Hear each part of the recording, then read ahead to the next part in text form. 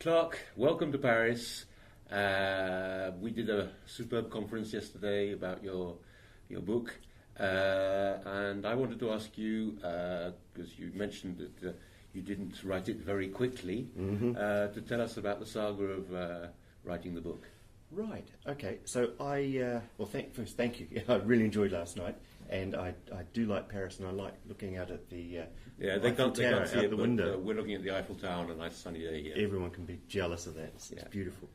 Okay. So the book, roll back to 2004. I just finished an MBA, and as part of that, I'd done the MBA because I had a whole lot of TOC stuff in my head, and I just wanted to broaden that out, broaden my knowledge, see where TOC came into it, and there was no mention of TOC, a bit of mention of lean, and in the end I did my dissertation on Agile and TOC. Oh, okay. So I actually did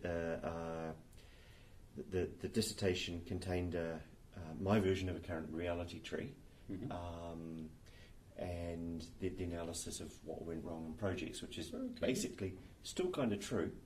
It still works, but what happened after that is I put that out and I just realised I was sort of onto something that I really loved and thought was good.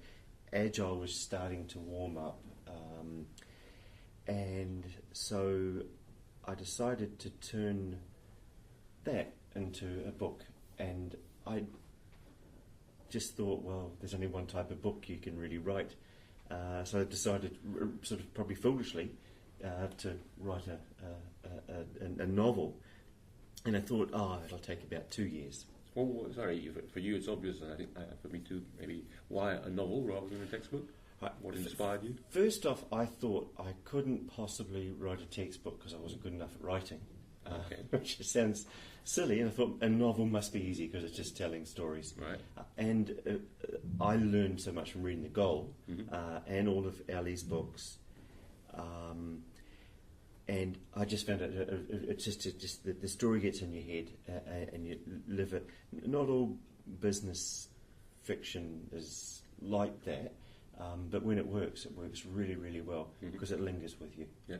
So 11 years ago, you were working on Agile and Talk. That was what I was doing, and then I started, and in that time, babies came and went, full-time job, all of that kind of stuff, and I wrote one version, and I don't know how long it took. It was probably about 2 or 3 years before I got to the end of it.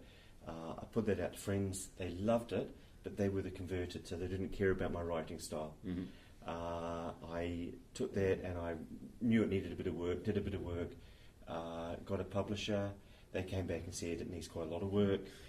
So we went through 2 or 3 cycles. I think it's much easier to edit non-fiction than it is fiction.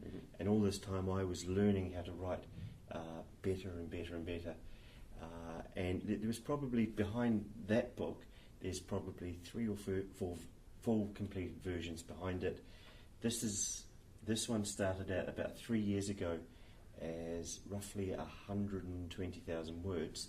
It's now 75, and it's much better for it. The secret of good writing, you find out eventually, is less words. So that's basically that's it. And I'm very pleased with how it ended up because the reviews are saying that people enjoy reading it. Because I could have published something 5 years ago that people would have maybe got useful stuff out of. Well, definitely got useful stuff out of, but how many people would have stuck with it and read all the way through? Okay, well, that's the story of the 11 years it took to write this. I won't tell you how many weeks that means per page. And that's Rolling Down Rocks Downhill by Clarke Ching. Thank you very much. Thank you.